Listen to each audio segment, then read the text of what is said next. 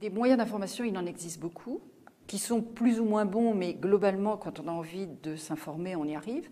Qu'il s'agisse d'Internet, qu'il s'agisse d'un médecin, et c'est bien si on arrive justement à développer ces consultations de prévention de la part du médecin généraliste, ou qu'il s'agisse de revues qui sont dispensées par les agences, par les pouvoirs publics ou par les associations comme l'ARC, bien évidemment. Donc on peut tout à fait arriver à se documenter très facilement.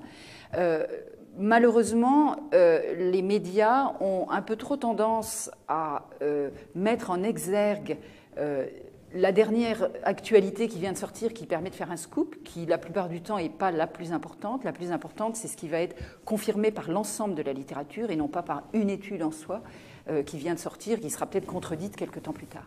Et globalement, en fait, ce qu'il faut retenir, c'est qu'à l'heure actuelle, c'est l'hygiène de vie, elle est tout à fait large. Les conseils qu'on a à donner sont des conseils qui sont extrêmement larges et que la plupart de la population connaît. Et je crois que c'est presque ça qu'il faut marteler le plus. Ce qu'il faut marteler, c'est, en termes de cancer, c'est vraiment le bon sens, c'est la bonne hygiène de vie, éviter l'obésité, éviter le tabac, éviter l'alcool, pratiquer de l'activité physique et consommer une bonne alimentation. Donc je crois qu'aujourd'hui, le message important pour éviter les cancers, c'est de rester sur des messages simples que l'on connaît tous. Le tabac, l'alcool, la sédentarité, la malbouffe.